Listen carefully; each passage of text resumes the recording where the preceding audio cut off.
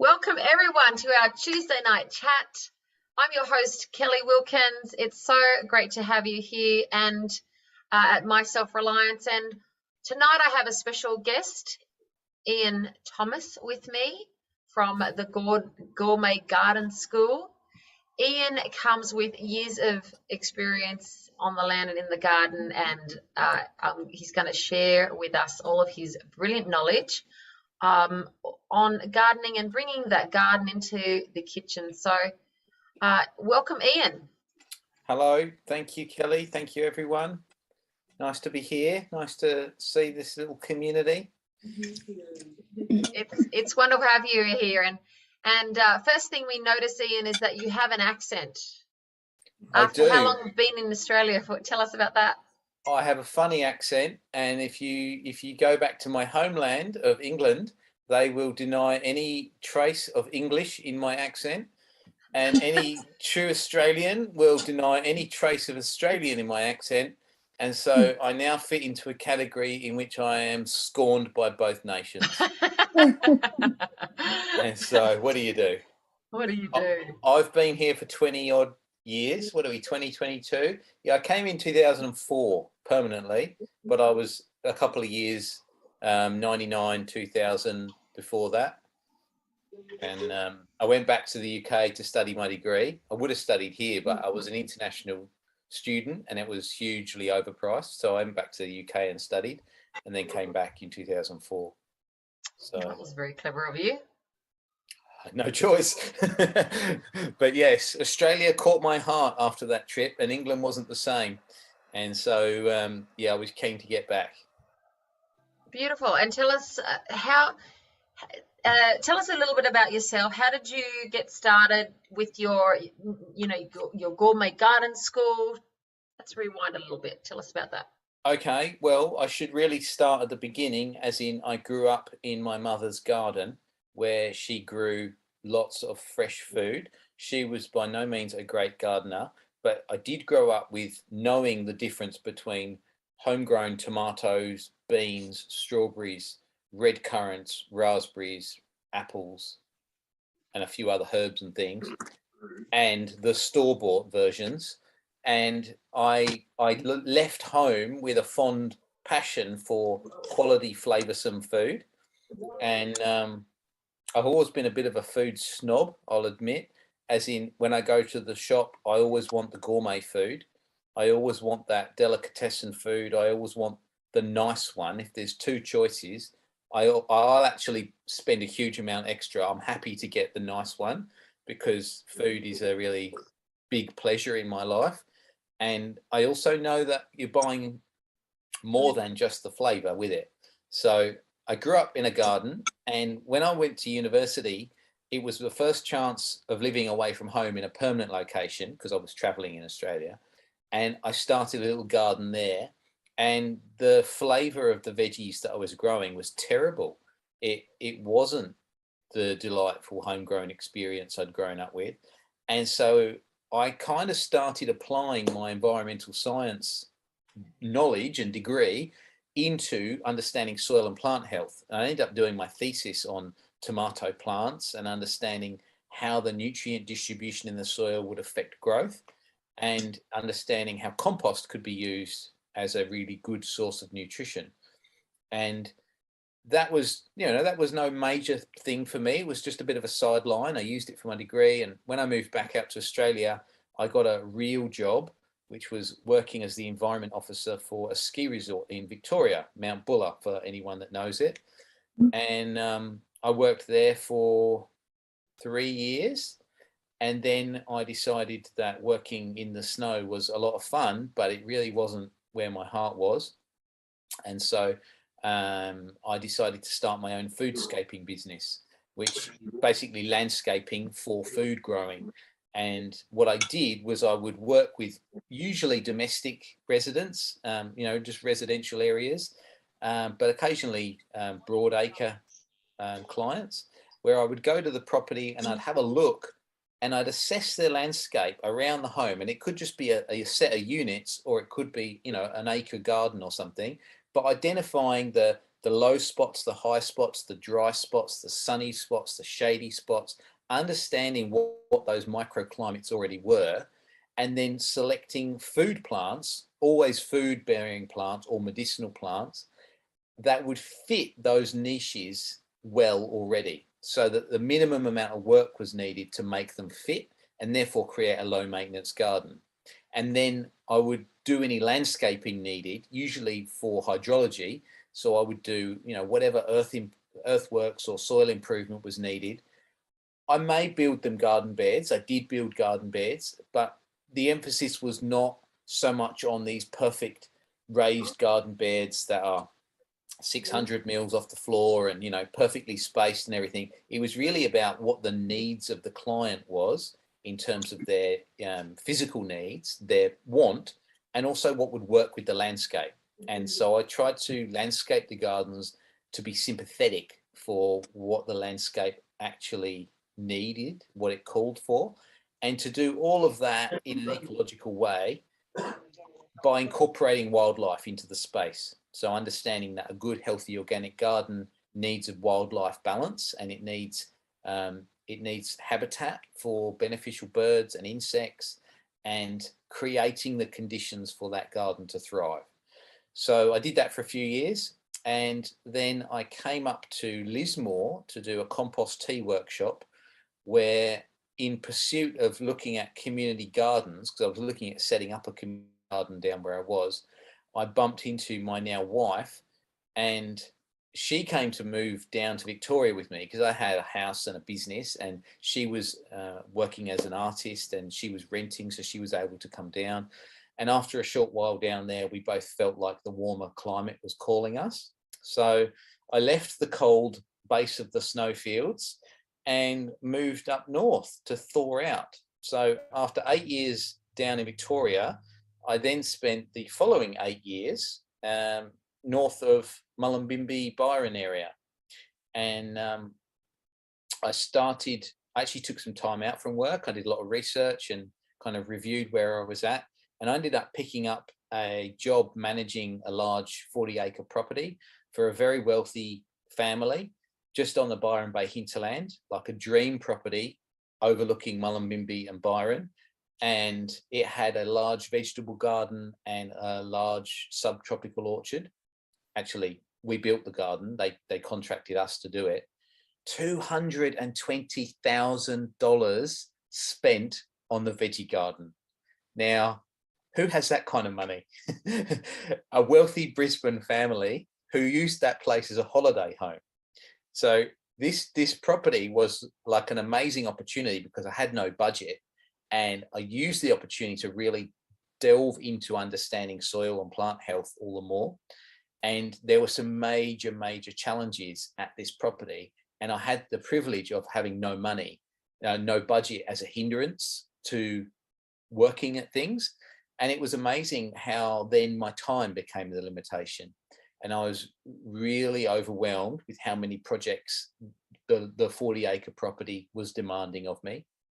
And I'd studied permaculture years before in Victoria, and I was applying permacultural practices on this landscape using appropriate plants to stabilize areas that were very prone to erosion and landslips, and using the vegetation to improve the health of the landscape, both from beneficial wildlife perspective, but also from as many different flowering species as possible, because we had bees, and from a stabilization perspective as well.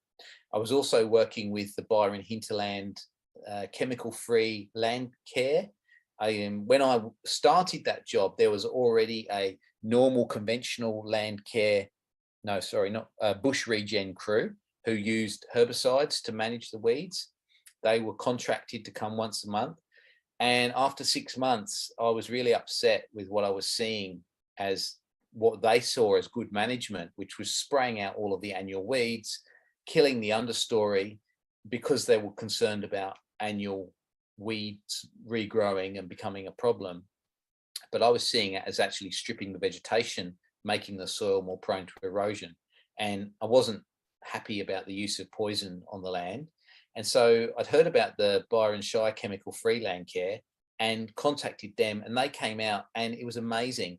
Just by using a different mindset and approach, they were able to, with less budget, achieve more results with no killing of anything on the ground.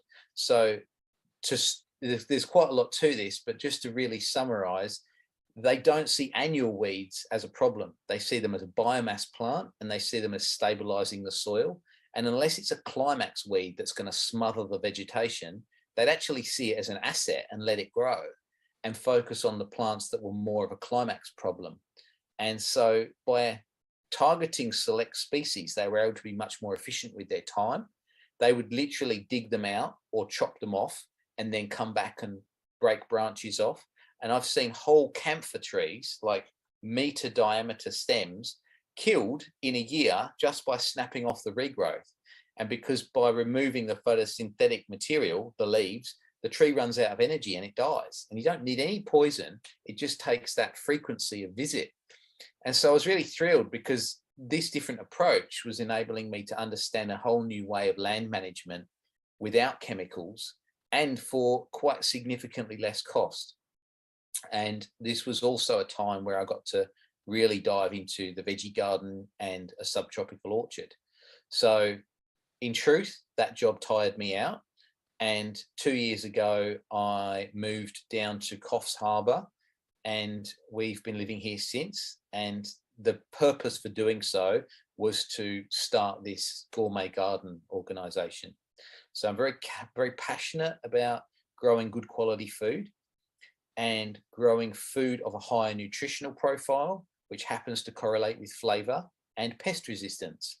And so with a lot of knowledge and experience in this area, I'm keen to share these skills. And that's my purpose with the Gourmet Garden School. And so that brings me to the present day moment, which is what I'm doing now. Oh, it's fascinating, isn't it, everyone? I can hear everyone little light bulbs going off, and I'm sure by the end of this, they're going to have lots of questions and things. So you've got the beautiful Gourmet Garden School. Tell us, what do you do there? So there is my house and garden, and I use my garden as my teaching tool, essentially. Well, firstly, I'm a student. I'm a gardener, first and foremost. I'm learning myself, and I'm constantly, every day, I'm studying and learning about specific components of what I'm doing, and not just a superficial understanding. I'm going right in.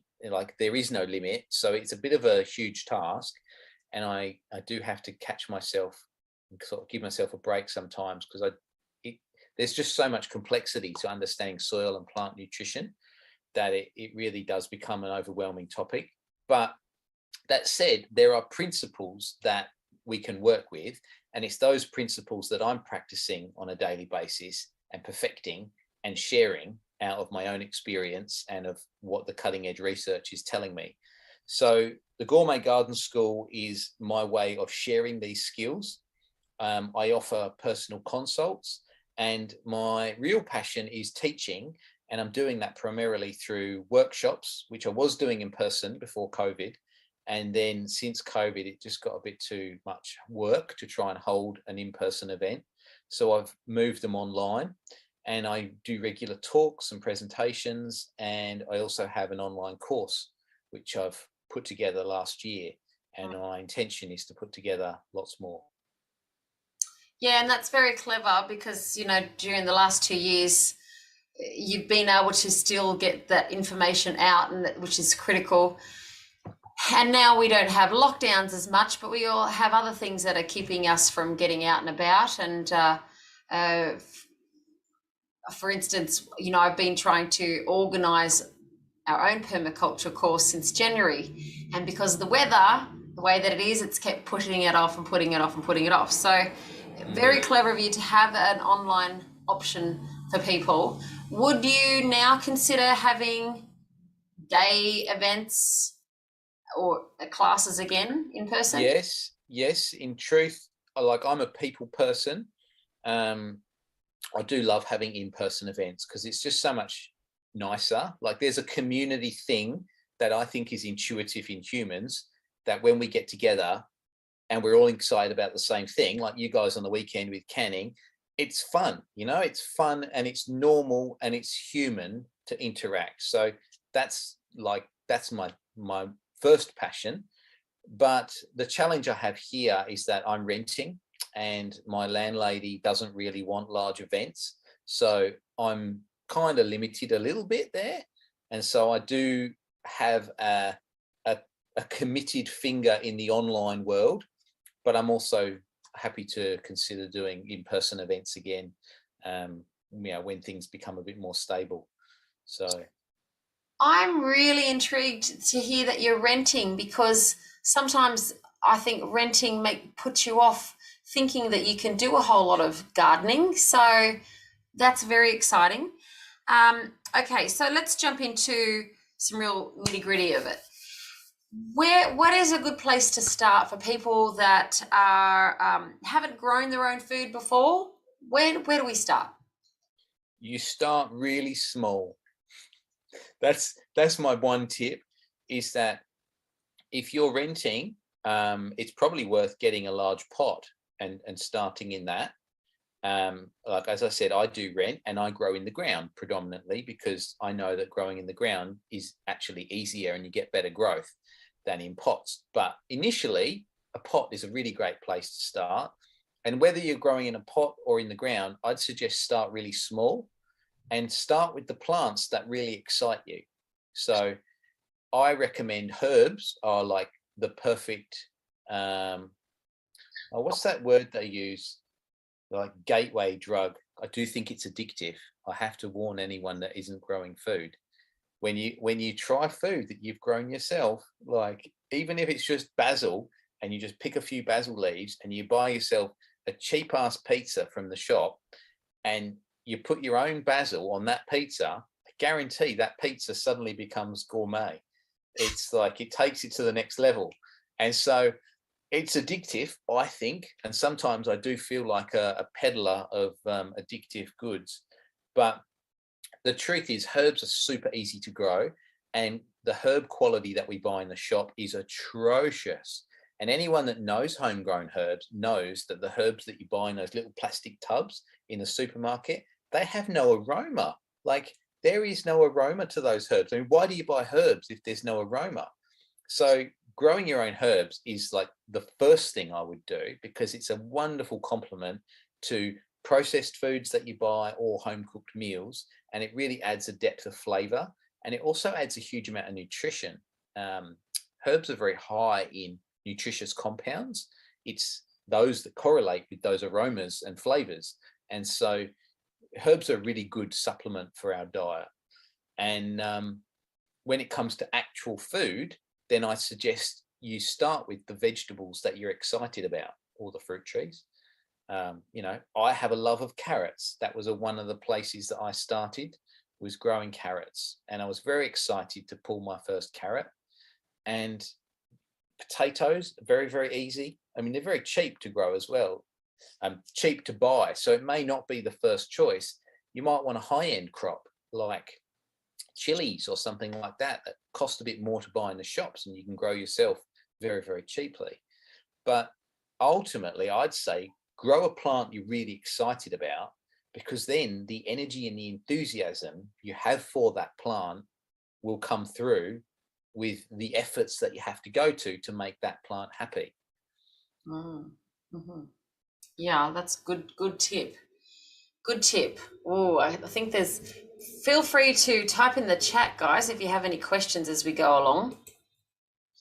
Yeah, I bought a little basil from the shop in the pot today, and I thought, well, that's an easy way to get started. Mm-hmm. And then also the lettuce with the roots already on it, and popped it into a jar of water. I can do that, can't I? Sounds like you already have. Well, I'm just wondering how long is it going to last before I... Not very long. If I'm going to be really honest, that's a hydroponic lettuce you've bought, and hydroponic food is not very nutritious. So it will probably die quite soon. but it will look good until it does. Plant it in the garden, then it might.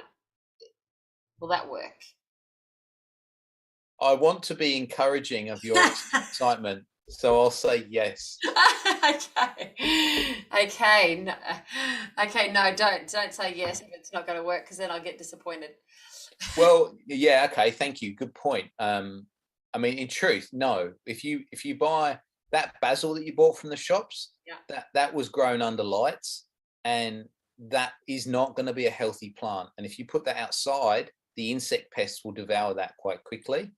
So if you want to grow foods that are naturally pest resistant and are going to taste better and healthier, and that basil does not compare in flavour to the one that's been grown from seed outside, or seedling that you bought from a proper seedling distributor and planted that outside, the quality will be very different. And the lettuce, I wouldn't even bother planting that. It's not really even human food, but I don't want to go there. See, I'm learning already. This is fantastic. Thank you. A little bit of honesty in the garden never goes astray, so I appreciate that. Wonderful.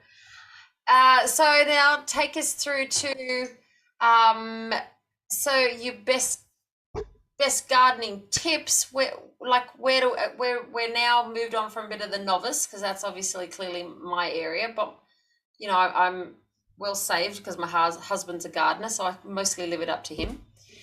Yeah. So what can people plant that they are going to see a fairly quick yield? Quick yield. Well, leafy greens always look good. They're quick to grow. They look good.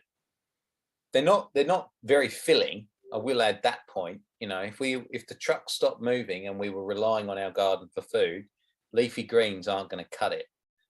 But in terms of nutrition of plant compounds, plants are extremely healthy for us. Like, we evolved to eat plants for our food. Obviously meat as well for those who choose to eat meat. But the kind of foods that we buy in the shop are grossly deficient. I can't emphasize that word enough. They're grossly deficient in minerals. And that's because of a few reasons. I'll go there if anyone wants to know more. But growing our own leafy greens at home is a really good source of nutrition. And it's a really good way to stay healthy. Even if you just have a couple of leaves a day, cooked or raw, doesn't matter. You're going to get some really good nutrition, and you're also going to get access to local biology. So the gut microbiome is hugely important. Science is not in any doubt about it. 100% of chronic illnesses come from poor gut health. And if we're able to take control of our gut, we take control of our wellness, our mental wellness, and our physical wellness. And growing some food, we actually ingest microbes that are local to our environment. And these are beneficial probiotic microbes because they're living on the living tissues of plants. So if you pick a leaf and you wipe it with your finger, you'll see a line where you've wiped. And what you've wiped off is fungi, bacteria, and other microorganisms. And those microorganisms are perfectly healthy to consume unless you sprayed that plant with some kind of nasty thing like raw sewage or a pesticide. Just growing in the garden, we're actually picking, just nibbling some plants or cooking those plants. We actually get access to, we replenish our microbiome on a regular basis. So in terms of what I recommend people grow is certainly some leafy greens, certainly some herbs, because they have a very high nutrition rate in them. And they're also very high in complex plant compounds called secondary metabolites. And these are the compounds that the plant itself creates to create a strong immune system. So plants have an immune system just like humans do. And if plants have access to the nutrition that they need, they create very complex immune systems. And when we consume plants that have a good immune system, those immune fighting compounds actually get conferred to us. We benefit from eating plants that are healthy and able to resist pests.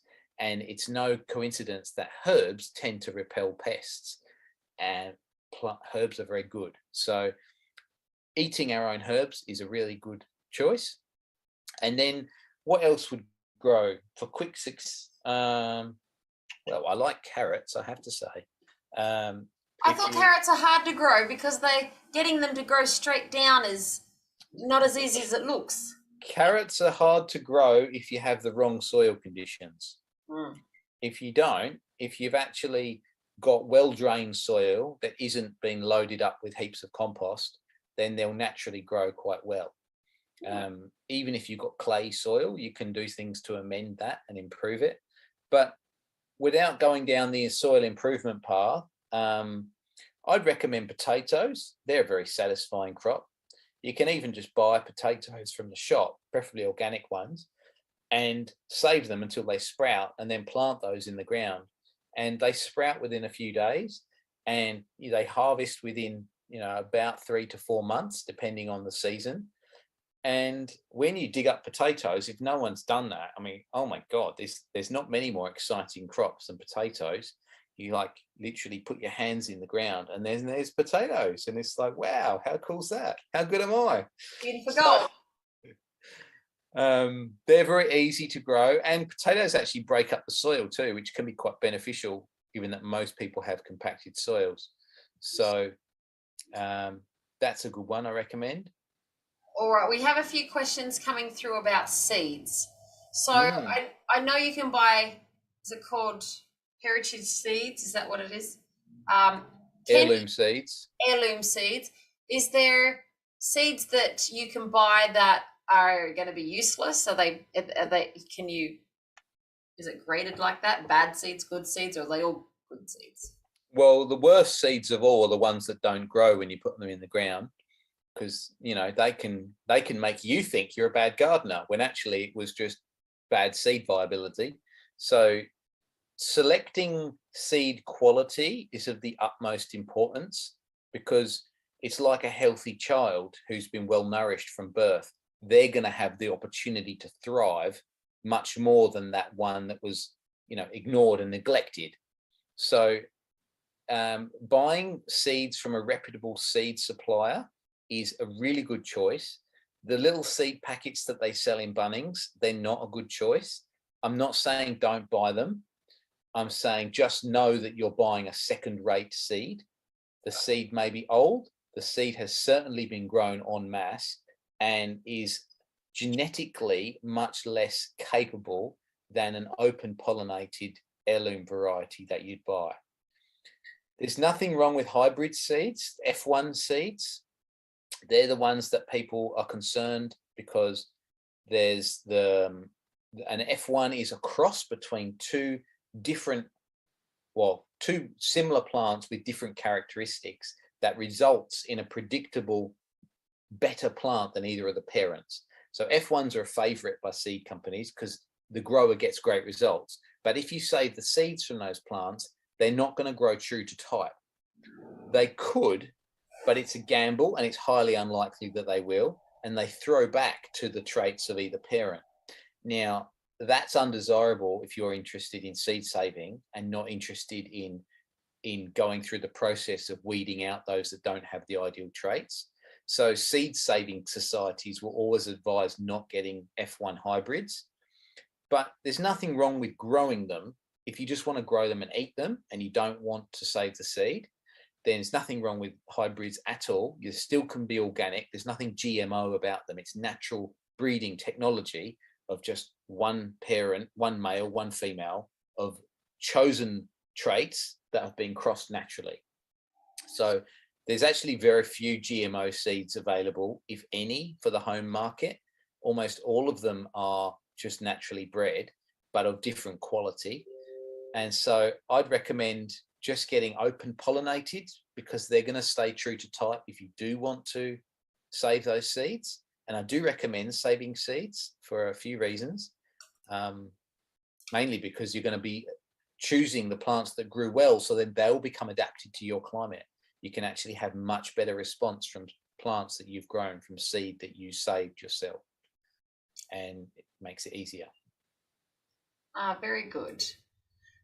So then I think you can get heirloom seeds from RSL clubs.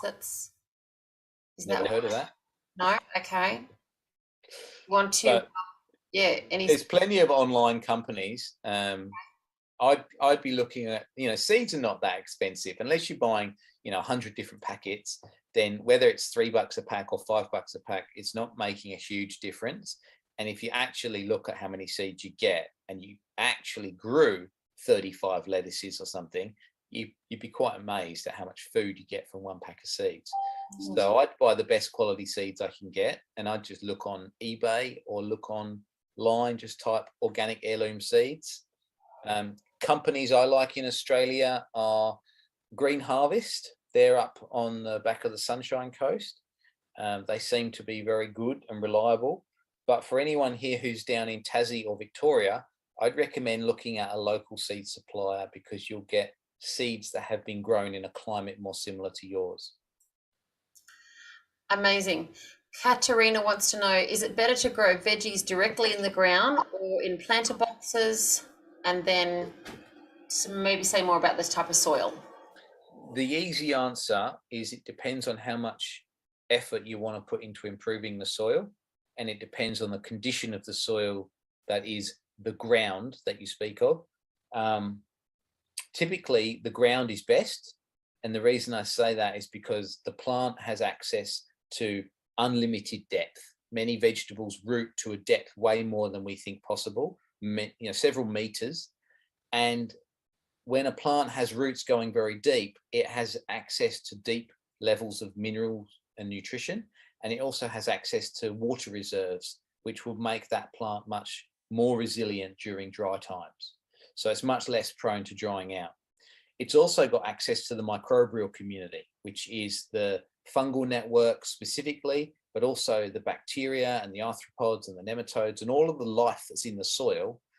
A pot is essentially an island of soil, an isolated island, and it doesn't function the same as the bulk soil does.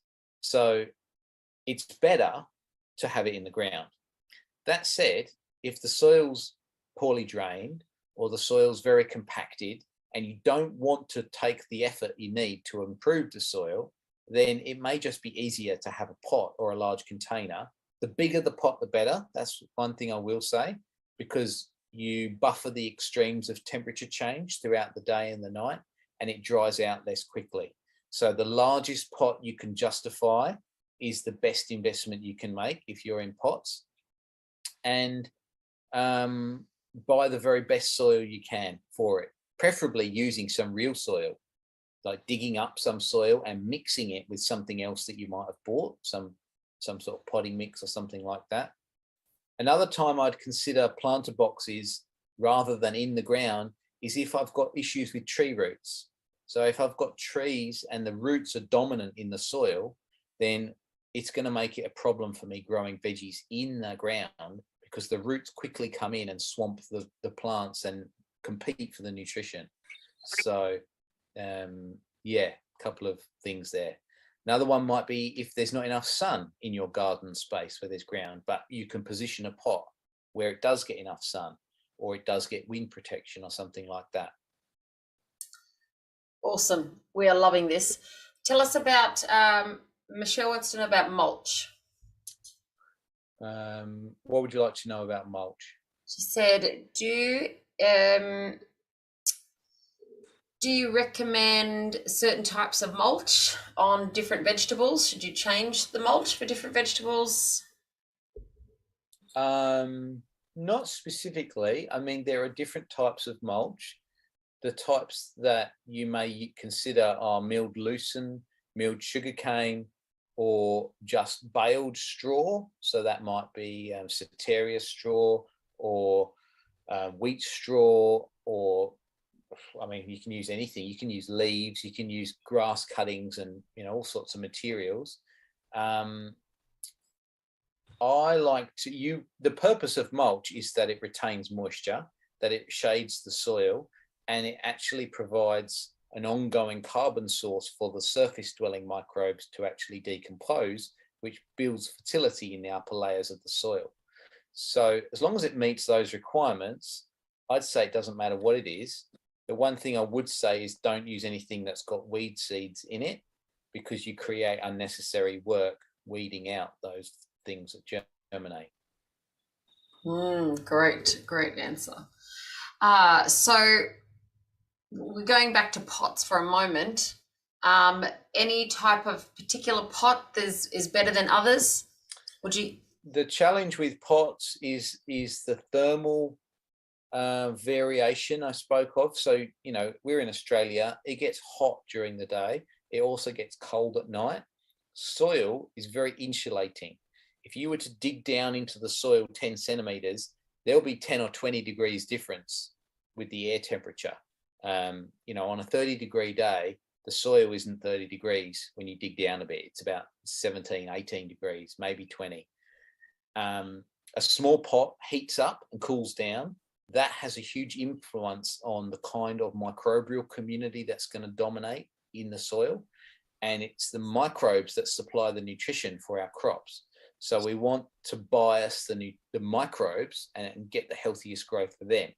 So anything that is thick-walled will be better than something that's thin. A metal container, like literally steel edging or something, will be very, very thin and get very, very hot. And it will actually cook the microbes. It will sterilize the soil on the inner layers. You may even see the soil pulling away where it dries out. I would be going for ceramic or something that's thicker. That said, I have some plants in plastic pots, perfectly good, perfectly cheap.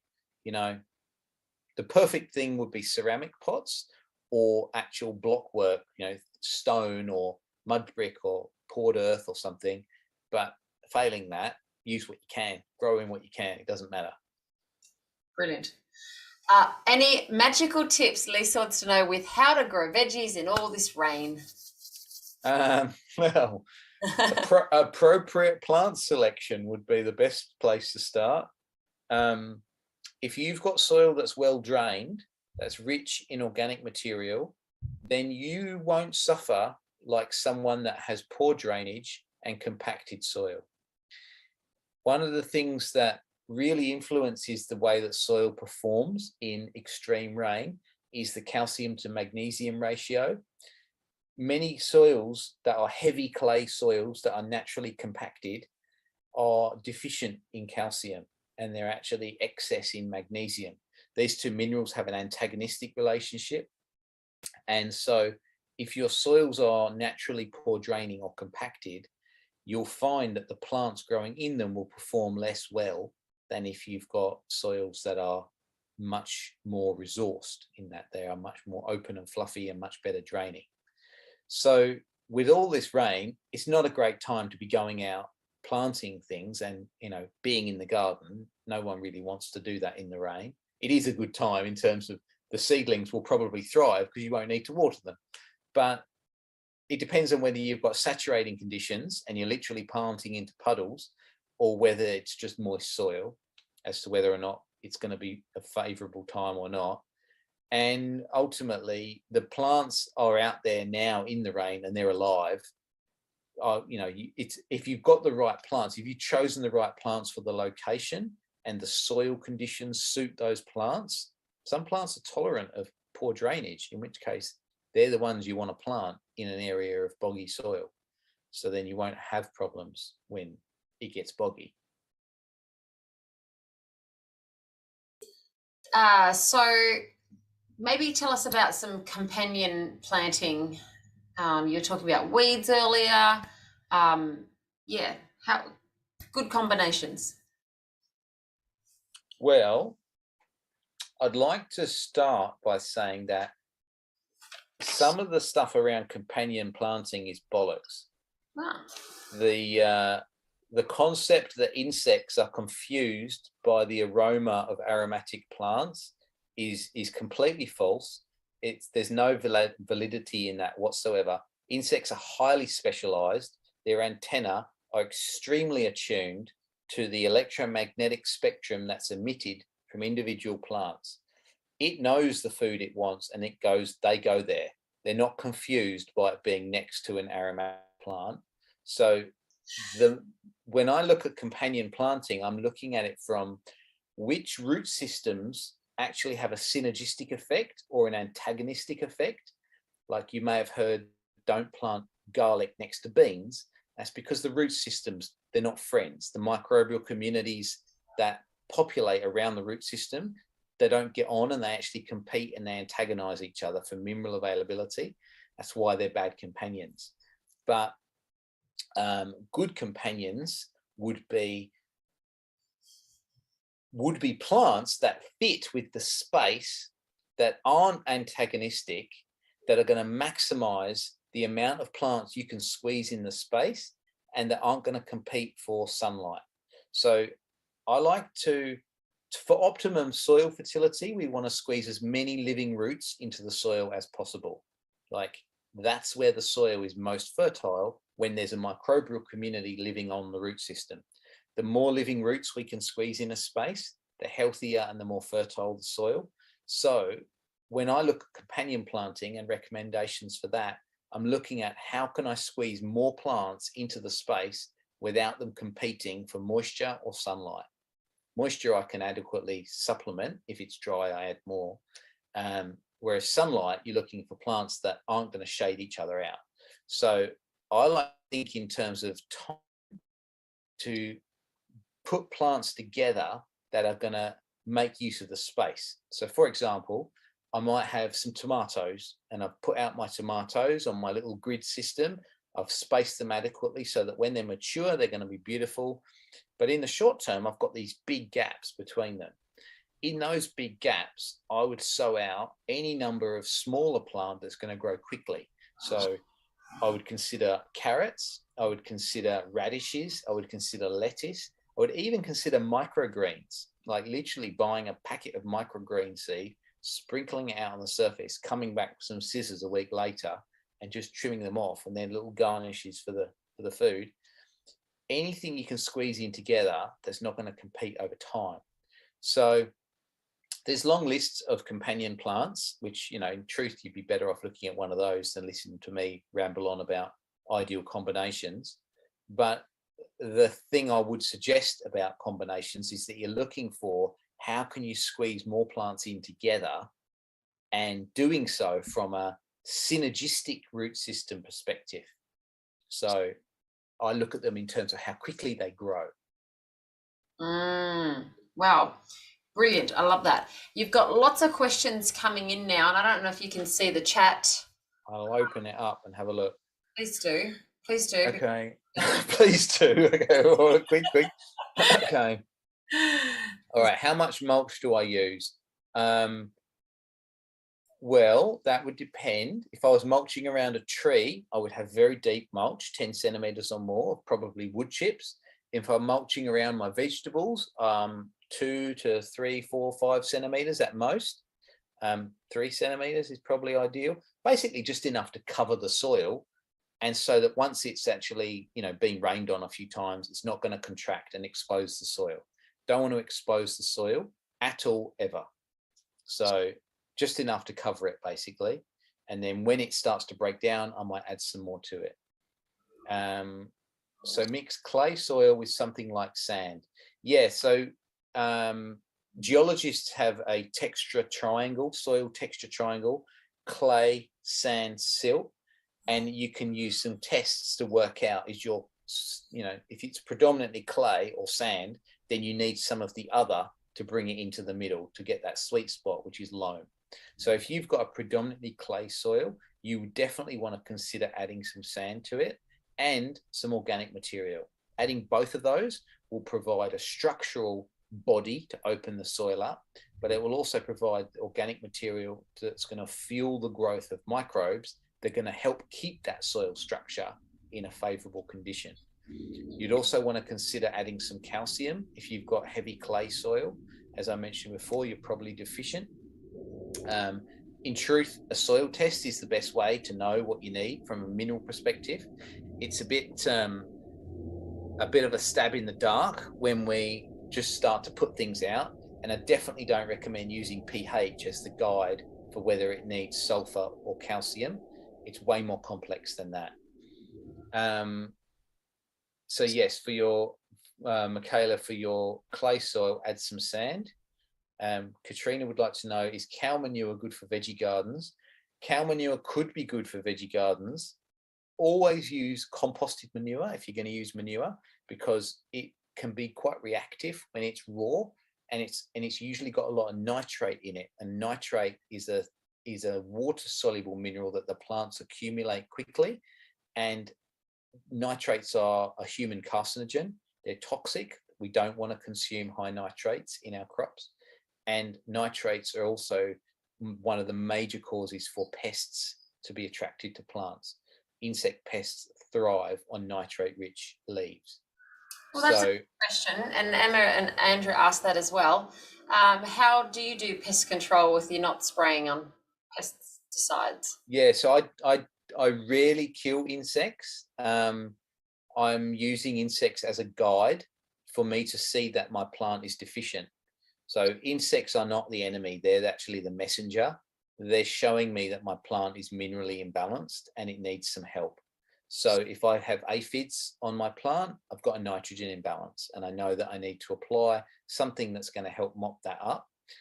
It would be a mineral spray, typically sulfur, maybe some molybdenum, but you can also use magnesium Epsom salts. Magnesium sulfate is a really excellent choice if you've got aphids, and it can be a magnesium or a sulfur deficiency that causes that. So by putting out some Epsom salts, you can actually change the mineral, the physiology of the leaf, so that it's no longer food for aphids, and it's nothing to do with killing the aphid. It's the aphid is just there because it can be. So no, I don't usually spray my insects. The one thing I do is I might consider adding neem to the soil and to the leaves if I've got issues with broad mites or other kind of sap-sucking mites on the leaves that are microscopic.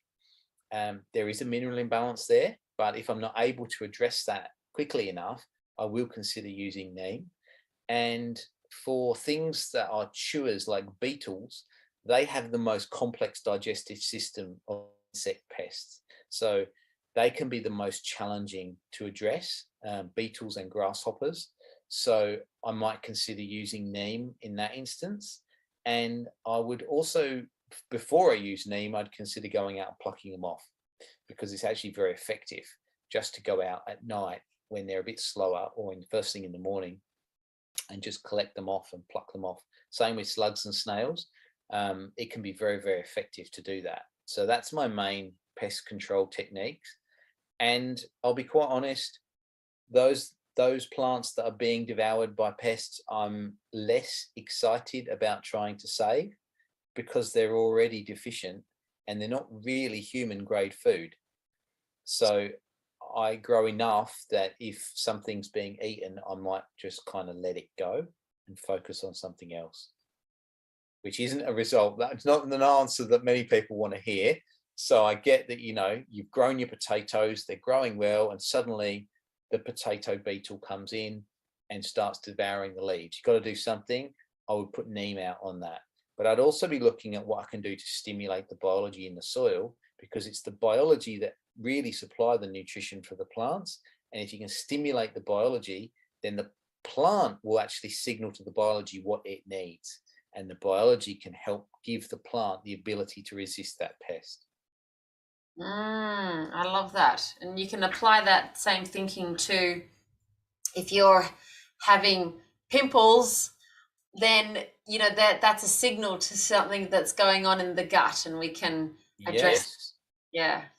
Clean up the diet, eat more leafy greens, and the pimples would disappear. I wish I'd had that advice when I was a pimple-covered teenager. Yeah, wow, there you go. So you can apply that to plants too. Love that. And then just grow enough. Wow, that's...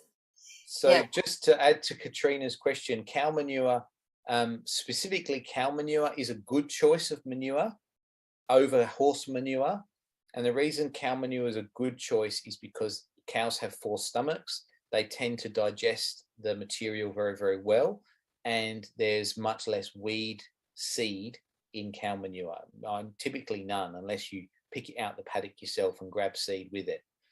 The one thing I will say about manures is that they're very high in nutrition, and that can be great if you need those minerals that they're high in. And if you don't, you can create all sorts of problems. So phosphorus is one main mineral that comes to mind. Most manures are very high in phosphorus. Most home gardens are very high in phosphorus because we use manure regularly on them. And so if you have manure as a part of a regular routine for your garden, I invite you to consider not using it, because you may find that you're actually holding back your plant growth because you're continually adding more of a mineral that doesn't leave the soil very well. So careful with manures. So then what about home composting? Great. It's the best source of nutrition and microbial culture that you can get. And I encourage any home gardener to have a compost heap. Anyone that lives in an apartment, that might not be an option. You can get a bokashi bin, which is a pickling process for the food scraps. You still don't see them get used, because unless you have a garden to dig them and bury them in, essentially you're going to end up throwing them away. But you can use the liquid from that as a fertilizer for your pot plants in the house. Just careful not to use too much. It's very acidic. But for anyone at home who has space in a garden, absolutely compost heap all the way. The pickling version is the type you turn, right? Yeah, the little smaller version. No, EM is the culture that is used on bokashi, and you can buy bokashi bins with a little tap on the bottom, so you can tap off the juice, and you put your food scraps in, and then you cover it with this light inoculated layer of bran. Yes. And that essentially grows through the scraps and pickles them. And it's an anaerobic process. It needs no oxygen, so you don't turn it. You actually need to do the opposite. You need to keep the lid on and not let the air get to it. And it pickles the material, and it has a pickled aroma. They say it doesn't smell, but it does. It really does. But it's not awful like rotten things would be. Right. And one advantage with it is you can use onion skins and meat and oil, which aren't recommended in large amounts in a compost heap. Brilliant. I just bought a small one for anyone who's interested from Aldi, and it's like a little bucket size thing, so I will skip buying the seeds from Aldi after what you've just told us. They might be okay. I don't want to put you off buying seeds if that's where they are. Have a go, have a go. You want to see what sprouts. Exactly. Brilliant. Good. Any other questions coming through? What about for strawberries? Lisa has lots of shooters, but yes. Strawberries. Well, the neighborhood possum, what do you do? Yeah. I had an orange capsicum in my garden yesterday. This morning it was eaten off, and it's either a rat or a possum that's done it. What do you do? I mean, in truth, you have to either suck up those losses, or you have to do something around fencing to keep them out. If you have problems with possums, I suggest you do something to keep them out, because otherwise it's going to be really disheartening watching things grow, becoming almost ready, and then suddenly someone eats them before you do. You can only do that so many times before you throw the towel in. So I'd think about some sort of protection, exclusion. Yes. In truth, the dinky things I've seen to deter animals are just that. They're dinky, and they might work, they might not. I will always recommend not doing any kind of exclusion stuff until you know you have a problem, because it's surprising. Like, I have a completely open garden, and I have no problems usually with possums. I do have problems with rats, so I do trap them occasionally, just a live trap, and I'll take them away. It's just every year I'll need to trap a few times and take half a dozen rats away, and then we're good again.